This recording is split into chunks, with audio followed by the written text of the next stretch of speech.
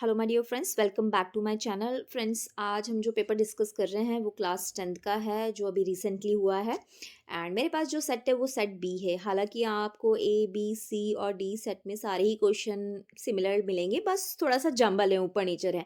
तो हम डिस्कस कर लेते हैं और देखते हैं आप लोगों को कितने एग्जाम में नंबर मिलने वाले हैं।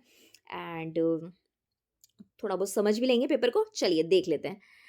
तो यहाँ पर आपको सेक्शन नंबर ए दे रखा था जो कि एक रीडिंग पैसेज था। बहुत ही अच्छा पैसेज था ये, जो रिलेटेड था मेडिटेशन से और कैसे हम अपनी मेंटल हेल्थ को इम्प्रूव कर सकते हैं। सो मैं इसको रीड नहीं करने वाली हूँ आपके लिए। आप चाहें तो पॉज कर लीजिएगा, इसको थोड़ा सा होल्ड करके रीड कर लीजिएगा। मैं आपको क्विकली लेके जा रही हूँ अपने एमसीक्यूज पे। सो पहला क्वेश्चन था यहाँ पर, the word meditation is. Word meditation जो है वो क्या है यहाँ पर? तो वर्ड वर्ड मेडिटेशन जो है वो क्या है? नाउन है। ओके, ये इन सब चीज़ों पे ध्यान मत दीजिएगा। मैंने एक बच्चे से लिया है पेपर तो उसने अपने अकॉर्डिंग लगाए होंगे। तो मेडिटेशन यहाँ पर क्या है? नाउन है। ओके, चलिए नेक्स्ट क्वेश्चन देख लेते हैं। Which word in this passage means an ability to keep something in mind. मतलब किस शब्द का मतलब ये है कि हमें क्षमता होगी कुछ चीज़ को हम अपने माइंड में स्टोर करके रख सके। तो इसका मतलब होता है रिटेंशन। इसका मतलब क्या होता है? रिटेंशन। चैलेंज नहीं है, सेंस नहीं है, ग्रोथ नहीं है, इसका मतलब है retention. Okay, the ultimate challenge these day is to. आज के टाइम में अगर हम अल्टीमेट चैलेंज किसी चीज़ को माने तो क्या हो सकता है? अल्टीमेट चैलेंज ये है कि हमारे माइंड को हम कैसे शांत रखें। मेक योर माइंड काम, कैसे हम उसको शांत रख सकते हैं। तो मेडिटेशन एक तरीका है जिसकी हेल्प से हम अपने माइंड को रिलैक्स और पीसफुल रख सकते हैं। Meditation helps students.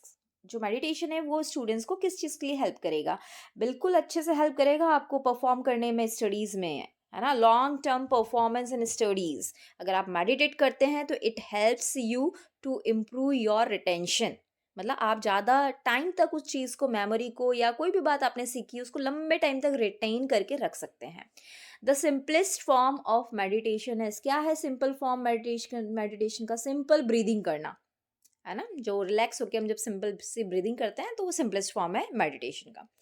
Second question भी आपका रीडिंग था। ये रिलेटेड था एजुकेशन से और फोकस था फीमेल एजुकेशन। ओके, इसको पॉज करके आप रीड कर लीजिएगा। मैं क्विकली आ रही हूँ एमसीक्यूज पे। We should use education as a weapon. हमको इसको वेपन के जैसे यूज करना चाहिए। तो कैसे वेपन के जैसे यूज करेंगे तो क्या होगा? ये क्या करेगा? To improve the life standard of our women. ये क्या करेगा? विमेन की लाइफ स्टाइल को क्या कर देगा? इम्प्रूव करेगा। अगर विमेन एडुकेट होंगी तो फैमिली में आने वाली जनरेशन भी क्या होगी? एडुकेटेड होगी। ठीक, चलिए नेक्स्ट क्वेश्चन देख लेते हैं। Which word in the passage means demand of money और अदर थिंग्स बिफोर और ड्यूरिंग द मैरिज। इस पूरे फ्रेज का मतलब क्या है ये पूछा है। तो शादियों में, शादी से पहले मांगने वाली जो मनी होती है वो कहलाती है डाउरी। ओके, सो ये करेक्ट आंसर है। ये वॉलेंस वॉलेंस पे ध्यान नहीं देना आप, है ना। ये डाउरी का मतलब होता है दहेज। ये मांगा जाता है और आजकल फिर भी थोड़ा कम हो गया, लेकिन अभी आजकल क्या ना हो गया ना, लोगों का थोड़ा सा स्टाइल अलग हो गया है देने का। डिमांड नहीं करते हैं, आगे से ही दे देते हैं तो जरूरत ही नहीं पड़ती है। चलिए विमेन एजुकेशन क्या करेगा हमको? विमेन एजुकेशन अगर होगी तो क्या होगा? देखो, ये हेल्प करेगा नेशन को टू बिकम फुल्ली डेवलप्ड। हाँ बिल्कुल करेगा। Bring down the ratio of inequality. Inequality जो है वो कम हो जाएगी, बिल्कुल कम हो जाएगी, है ना। भेदभाव जो है लड़का लड़की वाला, ये help the society in the upliftment of our people, upliftment of our people, बिल्कुल ये भी होगा। तो अगर ये तीनों ही चीज है तो हमको क्या लगाना पड़ेगा? All of these, A B C, क्योंकि तीनों ही सही आंसर है। The above passage is mainly about. ये जो हमारा पैसेज था ये मेनली किस चीज के ऊपर फोकस कर रहा था? ये फोकस कर रहा था विमेन एजुकेशन के ऊपर। ठीक है, चलिए। According to the according to the old African proverb, if you educate a man you educate an individual. अगर आप एक व्यक्ति को एडुकेट करते तो एक इंडिविजुअल क्या होता है? एडुकेट होता है। This is the correct answer. ये दिया भी था पैराग्राफ के अंदर। चलिए सेक्शन बी पर आ जाते हैं हम। सेक्शन बी जो है हमारा राइटिंग सेक्शन यहाँ से शुरू होता है। यहाँ पर आपको बहुत ही अच्छे ऐसे पूछे गए थे, 150 वर्ड्स में लिखने थे कोई भी एक, और ऑप्शन में भी आपको दे रखा था importance of games and sports. तो आई होप जो आपको बेस्ट आता होगा आपने इसमें से अटेम्प्ट किया होगा, जैसे कि इम्पोर्टेंस ऑफ ट्री हो गया, या आप the game I like most करके आए हैं, और नहीं तो ये तो ज़रूर करके आए होंगे आप। 5 नंबर आसानी से मिल जाएंगे अगर अटेम्प्ट किया होगा तो। ओके, चलिए फिर क्वेश्चन नंबर 4 जो था बहुत ही इंटरेस्टिंग क्वेश्चन था, 3 मार्क का था। यहाँ पर आराम से 3 मार्क निकल सकते थे।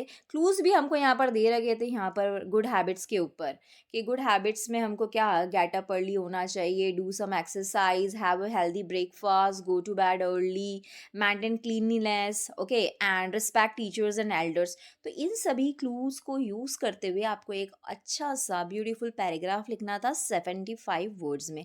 और अगर आपने वो नहीं भी लिखा और इन्हीं को अगर सिर्फ सेंटेंस बना के भी लिखा होगा ना, तो आराम से आपको जो इवैल्यूएटर है वो मिनिमम मार्क्स ज़रूर देगा। ओके, छोड़ना नहीं चाहिए हमको, कुछ भी अटेम्प्ट करके आना चाहिए एग्जाम में, है ना। चलिए जो क्वेश्चन नंबर 5 है अब आपका, again it's a reading passage, लेकिन अब यहाँ पर आपको क्या करना था, यहाँ पर इस क्वेश्चन में आपको नोट्स बनाने थे और एक सुटेबल टाइटल देना था। तो सुटेबल टाइटल तो आपने जब ये रीड करा होगा ये पूरा यहाँ से यहाँ तक, तो आपने निकाल ही लिया होगा। जैसा कि मैं देख सकती हूँ कीवर्ड्स मुझे यहाँ पर दिख रहे हैं, सोलार एनर्जी या रिन्यूएबल एनर्जी। देखो सोलार एनर्जी तो बार बार यूज़ हो रहा है, तो आप ये भी देख के आए होंगे, तो आपको नंबर 1 यहाँ पर टाइटल का मिल जाएगा। अब बचे आपके रेस्ट 3 मार्क्स, तो वो आपने यहाँ से जो भी पॉइंट्स बनाए होंगे, इंपॉर्टेंट पॉइंट्स निकाले होंगे, और अगर आपने नोट मेकिंग का जो पैटर्न होता है वो फॉलो किया होगा, जैसे कि नंबर 1 देख के फिर 1.1, 1.2, और अगर 1.2 का अगर कोई सब पॉइंट बनाया होगा तो 1.2.1 किया होगा। ओके, और लास्ट में मुझे बिल्कुल पता है आपने एब्रीवेशन तो ज़रूर लिखे होंगे। एब्रीवेशन का मतलब होता है short form of the words, और अगर आपने सिंबल यूज़ करे होंगे तो इसके भी मार्क्स होते हैं, और ऐसे ही बन के 4 नंबर मिलते हैं नोट मेकिंग के अंदर। अच्छा था, सब कुछ ईजी था इसके अंदर, ज़्यादा डिफिकल्ट नहीं था ये। चलिए आगे बढ़ते हैं, क्वेश्चन नंबर 6 देख लेते हैं। यहाँ पर आपको दी थी एक एप्लीकेशन, और में भी एक लेटर दिया था फ्रेंड को लिखने के लिए। तो क्वेश्चन नंबर 6 था, यू आर जय या Jaya, a student of class 10th in the government model high secondary school Ujjain, write an application to your principal requesting him her to grant you 3 days leave on account of your elder brother marriage. Elder brother की marriage है तो उसके लिए आप छुट्टी मांग रहे थे। तो देखो यहाँ पर डिटेल्स तो हमको क्वेश्चन में ही दे रखी है, भैया आपको जया बता दिया, आप क्लास 10th के बच्चे हैं, स्कूल का नाम दे दिया, कहाँ उज्जैन में है ये स्कूल, फिर उसके बाद में आपको प्रिंसिपल को लिखना है। यहाँ पर आपको पूरा एप्लीकेशन का टॉपिक भी दे रखा है। तो बचा कुचा आपने थोड़ा सा लैंग्वेज पार्ट पे अगर आपने काम किया होगा या आपने एप्लीकेशंस लिखी होगी तो आप आराम से एप्लीकेशन लिख पाए होंगे। या अगर ये नहीं लिखा है तो लेटर लिखा होगा अपने फ्रेंड को, सोनू को, congratulating him on his brilliant success in the high school examination में उसने ब्रिलियंट सक्सेस अचीव करी है, मेरिट में आया है आपका फ्रेंड, तो उसके लिए आप उसको कॉन्ग्रेचुलेट कर रहे हैं। यहाँ पर अपने आप को आपको वैदिक ट्रीट करना था, और ये आपका एड्रेस था, संस्कृति पार्क महू, यहाँ आप रहते हैं। तो ये डिटेल्स इसी के अंदर दी हुई थी, 4 नंबर का क्वेश्चन था ये। सेक्शन सी जो बहुत ज़्यादा इंटरेस्टिंग है ना, ग्रामर। देख लेते हैं आपकी ग्रामर कितनी सही है। एनी 5 करना था यहाँ पर, तो 5 नंबर का था ये। देखो यहाँ पर पहला प्रश्न क्या लिखा है, पहला प्रश्न लिखा है Sita is dash than any other girl. तो सबसे पहले आंसर तो क्या आएगा, मोर इंटेलिजेंट। अब मोर इंटेलिजेंट क्यों आएगा, क्योंकि यहाँ पर क्या हो रहा है, कंपैरिजन हो रहा है। कंपैरिजन हो रहा है, कैसे पता चला हमको, इस देन से पता चला। अब हमने यहाँ पर मोर इंटेलिजेंट क्यों लिखा, क्योंकि इंटेलिजेंट जो वर्ड है ना, इंटेलिजेंट जो वर्ड है ये है एक एडजेक्टिव, ठीक है, और इसमें एक से ज़्यादा सिलेबल है। मतलब जब इसको बोलेंगे तो हम इंटेलिजेंट 3 टुकड़ों में हम इसको फिनिश करेंगे। तो ऐसे शब्द जिसके अंदर एक से ज़्यादा सिलेबल होती है उनके आगे मोर या मोस्ट हो जाता है कंपैरेटिव डिग्री में, और सुपरलेटिव डिग्री में आगे क्या लग जाता है, मोस्ट लग जाता है। तो इसलिए यहाँ पर हम क्या लगाएंगे, मोर इंटेलिजेंट लगाएंगे। हम इसको उन वर्ड्स के जैसे नहीं कर सकते, टॉलर, टॉलेस्ट के जैसे इंटेलिजेंटियर और इंटेलिजेंटिएस्ट नहीं कर सकते। इसीलिए इसके लिए हमको क्या लगाना पड़ता है, मोर और मोस्ट लगाना पड़ता है, ठीक है। अगर द दिया होता ब्लैंक के आगे तो हम क्या लगाते फिर, मोस्ट, लेकिन यहाँ पर देन दिया है और देन होता है कंपैरिजन के लिए, इसलिए क्या लगेगा, मोर इंटेलिजेंट लगेगा। फिर सेकंड क्वेश्चन आपसे पूछ रहा है, I dash this book yesterday. मतलब बीते हुए दिन की बात हो रही है, यस्टरडे आ गया मतलब बीता हुआ दिन, तो क्या आएगा? रीड। रीड नहीं पढ़ेंगे हम, इसको क्या पढ़ेंगे? रेड पढ़ेंगे। क्या पढ़ेंगे? रेड। प्रोनाउंसिएशन जो होगा वो चेंज हो जाएगा, तो ये आपको लिख के आना था यहाँ पर। Dash you work hard you will fail, अगर आप मेहनत नहीं करेंगे आप फेल हो जाएंगे। तो अनलेस, अनलेस एक नेगेटिव वर्ड होता है, मैंने अपने दूसरे जितने भी लेक्चर थे, ग्रामर के लेक्चर थे, उसमें भी बताया था। ओके, तो अनलेस एक नेगेटिव वर्ड है और इसका मीनिंग निकल के आ रहा है कि अगर आप मेहनत नहीं करेंगे तो क्या हो जाएंगे? You will fail. तो अनलेस इसका करेक्ट आंसर है। Your father is seriously ill, you dash go home. देखो यहाँ पर शुड मुझे नहीं लगता आना चाहिए, क्योंकि आप यहाँ पर बहुत ही सीरियसली इलनेस की बात कर रहे हैं, तो यहाँ पर तो आप मस्ट बोलोगे। क्या? यू मस्ट गो, एडवाइस थोड़ी ना दोगे, आप बोलोगे यू मस्ट गो होम, जाना ही चाहिए आपको, वो सीरियसली इल है। सो हम यहाँ पर शुड यूज नहीं करेंगे, कोई एडवाइस नहीं देंगे, हम उसको एकदम फोर्सफुली बोलेंगे यहाँ पर। My father is a dash teacher, तो देखिए यहाँ पर क्या आएगा टीचर के लिए? यहाँ पर ये रिटायर्ड जो है वर्ड एग्जेक्टिव के लिए, एग्जेक्टिव के जैसे यूज हुआ है, तो रिटायर्ड यहाँ पर करेक्ट आंसर है। फिर यहाँ पर अगर आपने ये अटेम्प्ट किया है तो यहाँ पर देखो टाइम पूछा है, तो टाइम को आप काउंट नहीं कर सकते, है ना? तो आप क्या बोलेंगे? How much time is left. फिर लास्ट वाला क्वेश्चन जो है, he exclaimed dash, sorry what dash beautiful flower, तो यहाँ पर क्या आएगा? ए। एक्सक्लेम्ड कब लिखते हैं हम? जब हमें एकदम सरप्राइज वाली फीलिंग आती है, एकदम देख के जॉय वाली फीलिंग आती है ना?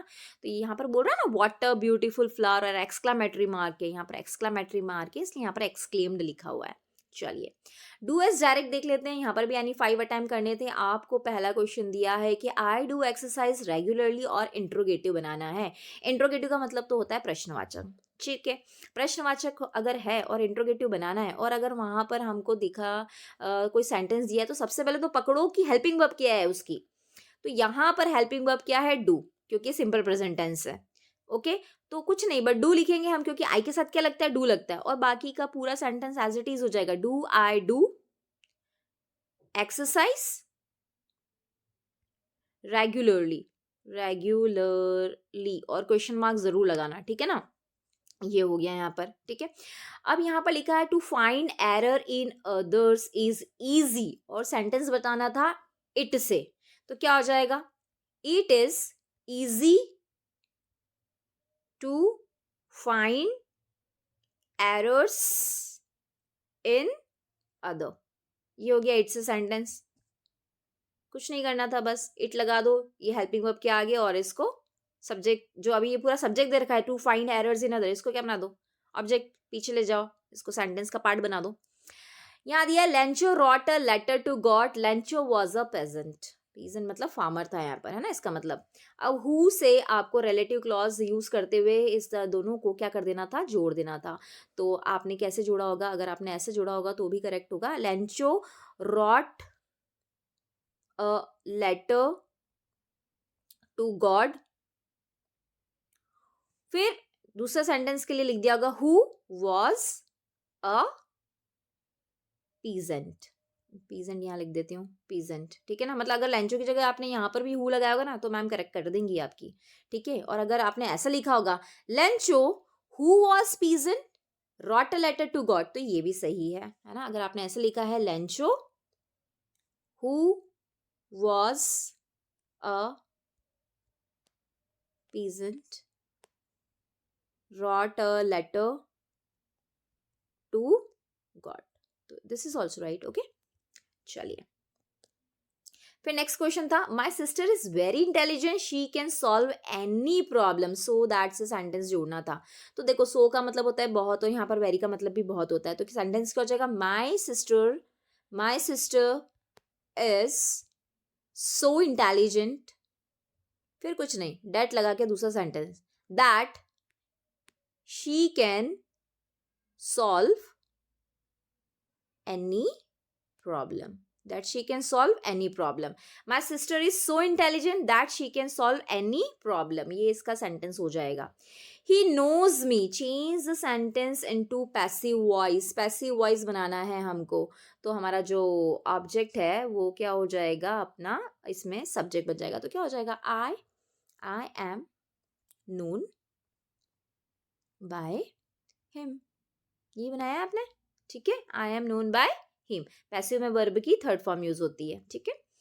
नाउ सिक्स्थ सेंटेंस देख लो, यहाँ पर रीअरेंज करना था, आपको जंबल दिया था पूरा, यहाँ पर आपको रीअरेंज करना था। यहाँ पर लिखा है noise the classroom making a girl in were some girls, क्या हो जाएगा sentence, some girls were making a noise in the class room, ठीक है। Some girls were making a noise in the class room, ये बनाया ना। चलिए, we are living in this city since 2005, और इसके अंदर आपको करना था करेक्ट सेंटेंस। देखो यहाँ पर सिंस टाइम बता दिया, जैसे ही आप टाइम बता देते हैं तो ये कौन सा सेंटेंस हो जाता है, या तो प्रेजेंट परफेक्ट कंटिन्यूअस टेंस हो जाता है या पास्ट परफेक्ट कंटिन्यू, लेकिन यहाँ तो हेल्पिंग वर्ब क्या दे रखी, आर, मतलब ये प्रेजेंट है। तो यहाँ पर हमको क्या करना पड़ेगा, इसको चेंज करना पड़ेगा, क्योंकि जब टाइम दिया होता है तो हमको प्रेजेंट परफेक्ट कंटिन्यूअस टेंस का कंस्ट्रक्शन यूज करना है, जो कि है हैव बीन। तो इस आर की जगह क्या आएगा, सिर्फ आर की जगह क्या हो जाएगा, हैव बीन, और पूरा सेंटेंस एज इट इज। तो क्या हो जाएगा sentence, we have been living in this city since 2005। I hope आपने ये चीजें करी होंगी। सो यहाँ से सेक्शन डी स्टार्ट हो रहा है हमारा। यहाँ पर टेक्स्ट बुक के कुछ क्वेश्चन दिए हैं। क्वेश्चन नंबर 9 में आपको बोल रहा है कि कोई भी आपको एनी 2 अटैम्प्ट करने हैं, तो आई होप आपने कोई भी 2 अटैम्प्ट करे होंगे यहाँ पर। और क्वेश्चन नंबर 10 में आपको अगेन 30 वर्ड्स में लिखना था, कोई भी 2 प्रश्न आपको अटैम्प्ट करने थे यहाँ पर भी। तो आई होप आप लोगों ने अगर प्रश्न उत्तर याद करे होंगे, क्वेश्चन आंसर अगर याद करे होंगे, तो ये आपने सेक्शन अटैम्प्ट कर लिया होगा। ओके, सेंट्रल आइडिया मैं हमेशा बोलती रह रही थी अपने लास्ट वीडियोस में भी कि ज़रूर करके जाइएगा। यहाँ पर आया भी है द बॉल पोएम का। तो बाकी क्वेश्चन आंसर्स इतने डिफिकल्ट नहीं थे, बहुत इजी क्वेश्चन आंसर्स थे यहाँ पर। यहाँ से आपके कुछ चूज द करेक्ट आंसर्स हैं, ये डिस्कस कर लेते हैं अब हमें ना। प्रश्न number 14, why did Lencho get only 70 pesos, सिर्फ 70 पेसोस क्यों मिले उसको। तो देखो क्या हुआ, आपको पता है ना, जब पोस्ट मास्टर ने पैसे कलेक्ट किए तो वो 100 पैसों कलेक्ट नहीं कर पाए थे, क्योंकि वो तो एक चैरिटी थी, डोनेशन था, तो सिर्फ 70 पैसों ही कर पाए थे। तो this is the correct answer. फिर आपको पूछ रहा है when Anne Frank decides to write a diary, she was dash school girl, कितने साल की थी वो, जब 13 ईयर ओल्ड थी, तभी उसने डिसाइड करा था कि वो क्या लिखेगी, डायरी लिखेगी। फिर द प्रपोजल जो चैप्टर है वो एक एक्ट था, प्ले था, किस चीज़ के बारे में था, तो देखिए वो रशियन वेडिंग कल्चर के बारे में था, कि रशियन वेडिंग कल्चर कैसी होती हैं। 10 मई जो है साउथ अफ्रीका में वो कैसा डे था, वो था एक ऑटम डे, ठीक। फिर क्वेश्चन नंबर 15 में आपको एक एक्सट्रैक्ट दिया था हमने एक्सट्रैक्ट भी डिस्कस किए थे हमारी लास्ट वीडियो में, मैंने क्लास 10th में जो इंपॉर्टेंट एक्सट्रैक्ट दिए थे उसी से रिलेटेड, उसी तरह के ये एक्सट्रैक्ट्स यहाँ पर आए हैं। तो देखिए यहाँ पर जो एक्सट्रैक्ट है, the baker usually collect his bill, a baker from Goa से है ये। तो ये पूरा आपको रीड आउट करके आंसर्स निकालने थे। तो अगर हम रीड भी करेंगे ना, तो इजीली डायरेक्ट आंसर निकल रहे थे इसके अंदर, पता है आपको। The baker usually collected his bill at the end of the month, monthly accounts used to be recorded on some wall in pencil. Baking was indeed a profitable profession in the old days. The baker and his family never starved. He, his family, and his servants always looked prosperous. Their plum physic was an open testimony to this. तो देखिए question आपसे पूछा है कि monthly account कहाँ record होता था, तो सम वॉल इन पेंसिल, डायरेक्टली दे रखा है, यहाँ दे रखा है, देखो है ना, डायरेक्ट निकल के आ रहा है। विच word in the extract means a pleasant fat body, pleasant fat body का मतलब क्या है, ये प्लम फिजिक लिखा था ना, तो ये प्लम आंसर है यहाँ पर, देखो। The baker and his family never starved, क्यों कभी भी स्टार्व मतलब कभी भी भूख से नहीं, मतलब बिलबिलाए या कभी भी उनको भूखे नहीं रहना पड़ा, ये चीज पूछिए। तो क्यों ऐसा था, क्योंकि जो बेकिंग जो है ना वहां पर प्रॉफिटेबल बिजनेस था, कभी भी उनको नुकसान नहीं हुआ, इसलिए कभी भी वो स्टार्व्ड नहीं रहे। चलिए यहाँ पर देखो, read the extract carefully and answer the question. I am N orphan roaming the street, eye pad soft dust with my Harsh bare feet, I the silence is gold and the freedom is sweet. तो कौन सी poetry है, ये orphan और ये Amanda, Amanda चाहती थी ना मैं ऑर्फन हो जाऊं, तो कौन सी पोएम है, ये अमांडा है, ठीक है।